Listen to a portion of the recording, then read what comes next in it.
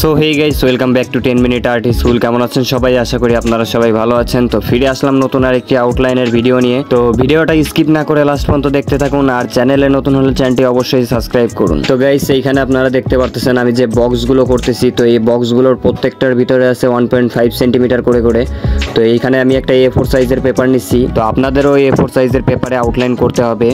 তো সর্বপ্রথম হচ্ছে এই বক্সগুলো আপনাদের করে নিতে হবে ভালোভাবে, তারপর হচ্ছে আউটলাইনের দিকে যেতে হবে। তো গাইস, এইখানে আপনারা দেখতে পারতেছেন আমার লাস্টের একটা দাগ বাকি ছিল, তো আমার দাগগুলো দেওয়া শেষ হয়ে গেছে। তো এখন আমি উপরের দিকে 1 2 3 4 করে যে নাম্বারগুলো দিচ্ছি, তো আপনাদেরও এই নাম্বারগুলো দিতে হবে। তো গাইস, একটা A4 সাইজের পেপারে হচ্ছে উপরের দিকে 14টা বক্স হয় আর নিচের দিকে হচ্ছে 20টা বক্স হয়। তো গাইস, এইখানে আপনারা আমার ফোনে যে পিকচারটা দেখতে পারতেছেন, তো এই পিকচারটার আউটলাইনটা আজকে করব।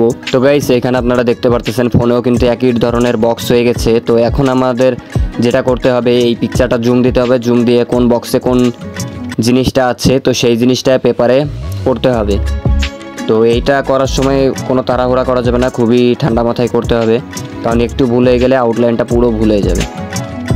তো এইখানে আপনাদের বক্সগুলো ফলো করতে হবে, আর উপরের দিকে যে নাম্বারগুলো দিয়েছেন, তো নাম্বারগুলো হচ্ছে আপনার ভালোভাবে দেখতে হবে যে কোন নাম্বারে কোন বক্সে কোন পার্টটা আছে। তো গাইস, এইখানে আপনারা দেখতে পারতেছেন আমার আউটলাইনটা করার সময় আমি 2B পেন্সিল ব্যবহার করতেছি, তো আপনারা লাইট পেন্সিল ব্যবহার করবেন।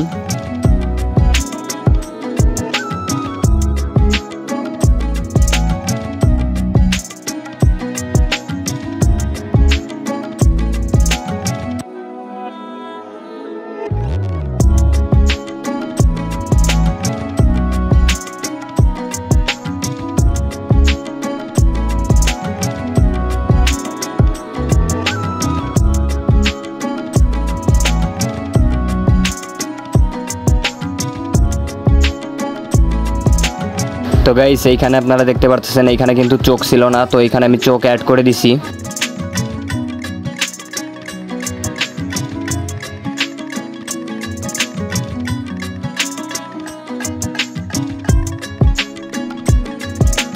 তো গাইস, এইখানে আপনারা দেখতে পারতেছেন আমার আউটলাইনটা করা শেষ। তো এই আউটলাইনটা করতে আমার 15 মিনিট সময় লেগেছে। তো আপনারা একটু সময় নিয়ে করবেন, তো যত সময় নিয়ে করবেন ততই ভালো হবে, ততই ভুলগুলো আপনারা ধরতে পারবেন।